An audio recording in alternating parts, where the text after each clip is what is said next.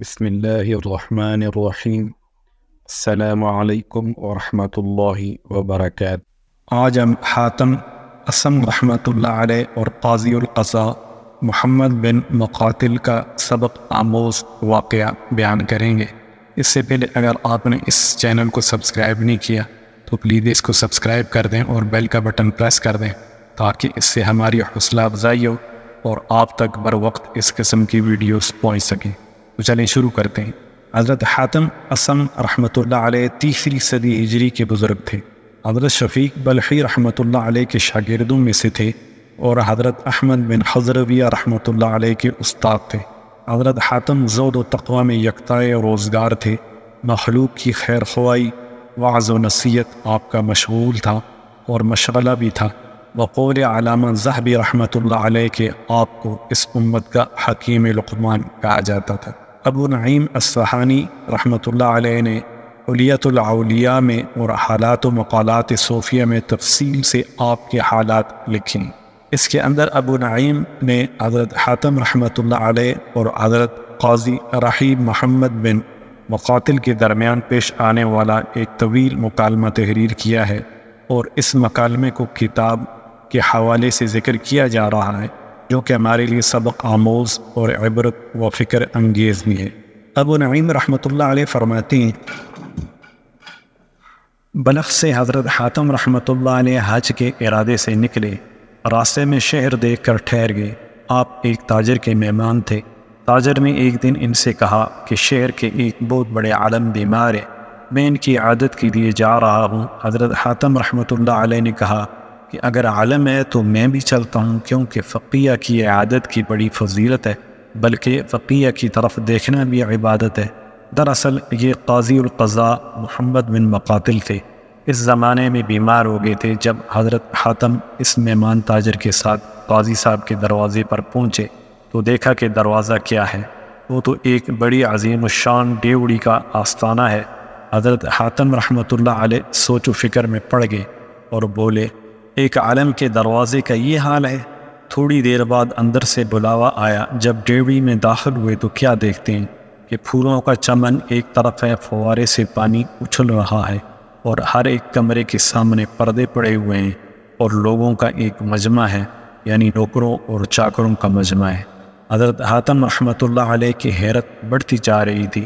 آخرکار قاضی صاحب کے سامنے پہنچے، دیکھا کہ ایک مکلف گدا بچھا ہوا ہے، اس پر قاضی صاحب آرام فرما رہے ہیں۔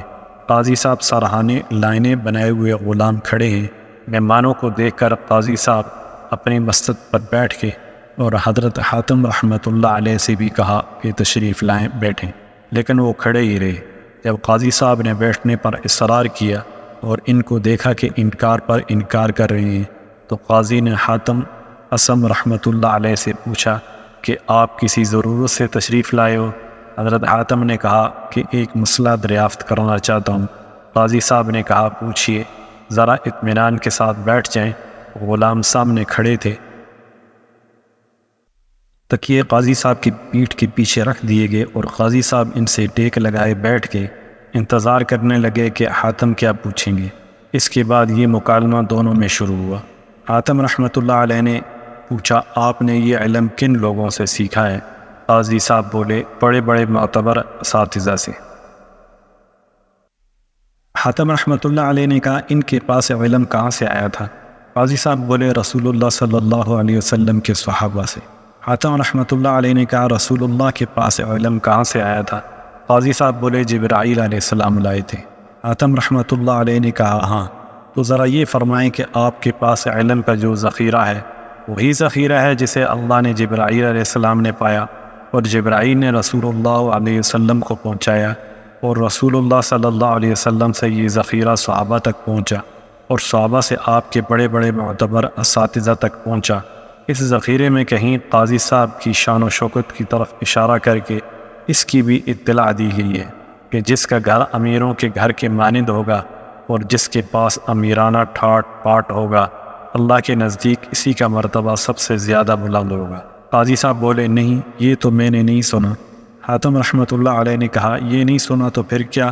اس کا علم بھی آپ تک پہنچا ہے یا نہیں کہ دنیا سے رخ پھیر کر آخرت کی تعمیر میں جو زیادہ مشغول رہیں گے اور غرباء اور مسکین سے جو زیادہ محبت کریں گے اور آئندہ زندگی کی تیاری کرتے رہیں گے، خدا کے نزدیک انہی کا مرتبہ بلند ہوگا۔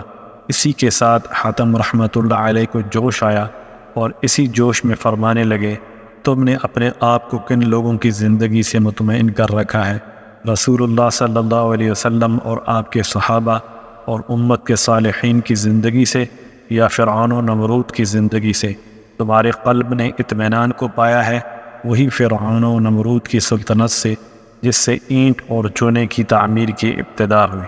قاضی ابن مقاتل غور و فکر سے سن رہے تھے اور حاتم رحمۃ اللہ علیہ فرماتے جا رہے تھے کہ اے علماء سو، تم ہی کو ایک بیچارہ غریب جاہل مسلمان دنیا دار دیکھتا ہے اور کہتا ہے کہ جب ایک عالم اس حال میں ہے تو پھر اپنے آپ کو میں اس سے زیادہ برے حال میں نہیں پاتا۔ کہتے ہیں کہ بیچارے قاضی کے ہوش حاتم رحمۃ اللہ علیہ کی اس تقریر سے لرز گئے تھے، گھٹنے کی بیماری کم ہونے کی بجائے اور اضافہ ہو گیا۔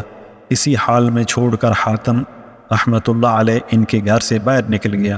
ابو نعیم آگے تحریر فرماتے ہیں کہ اہل رائے کو جب اس واقعے کا علم ہوا تو انہوں نے حضرت حاتم رحمۃ اللہ علیہ سے عرض کیا کہ حضور، قزوین کے تنافسی عیش و پرستی میں ان سے بہت آگے بڑھے ہوئے ہیں۔ حضرت حاتم رحمۃ اللہ علیہ تنافسی کے پاس پہنچے اور ایک ناواقف شکل میں قاضی تنافسی سے وضو کرنے کا طریقہ پوچھا۔ انہوں نے بتلا دیا۔ حاتم رحمۃ اللہ علیہ نے کہا، میں آپ کے سامنے وضو کرتا ہوں، کوئی غلطی رہ جائے تو درست کرا دیجیے گا۔ یہ کہہ کر وضو کرنے لگے۔ ابتدا میں تو 3 دفعہ ہر عضو کو دھویا، جب ہاتھ دھونے کی باری آئی تو بجائے 3 دفعہ کی 4 دفعہ ہاتھوں کو دھویا۔ قاضی تنافسی نے ٹوکا کہ تم نے غلطی کی ہے۔ پوچھا کہ کیا غلطی کی ہے؟ قاضی تنافسی نے کہا، 3 بار سے زیادہ دھونا پانی کو بیکار ضائع کرنا ہے اور شریعت میں اس کو اسراف یعنی فضول خرچی قرار دیا گیا ہے۔ تب حضرت حاتم نے سر اٹھایا اور کہنے لگے، سبحان اللہ، میں غریب آدمی تو ایک پانی کا چلو بہا کر اسراف کا مرتکب ٹھہرایا گیا، اور جناب والا نے یہ تمطراق جو اکٹھا کر رکھا ہے، آخر یہ کیا ہے؟ قاضی تنافسی سمجھ گئے کہ حاتم رحمۃ اللہ علیہ کا مطلب وضو کا طریقہ سیکھنا نہیں بلکہ انہیں متنبہ کرنا تھا۔ چنانچہ ان پر اس کا اتنا اثر ہوا کہ گھر گئے تو 40 دن تک باہر نہیں نکلے۔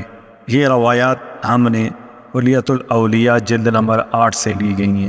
حق بات کہنے کا اپنا ایک رنگ ہوتا ہے اور یقیناً یہ رنگ اپنا اثر دکھاتا ہے۔ چنانچہ اس واقعے سے سبق حاصل کرتے ہوئے ہمیں بھی چاہیے کہ ہمیشہ حق بات کہیں، اور اس واقعے سے ہمیں یہ سبق بھی ملتا ہے کہ ہم صرف دنیا ہی کے پیچھے نہ بھاگیں بلکہ اپنی آخرت کو بھی مد نظر رکھیں۔ اللہ تعالی ہم سب کو عمل کرنے کی توفیق عطا فرمائے۔ آمین۔ والسلام علیکم ورحمۃ اللہ وبرکاتہ۔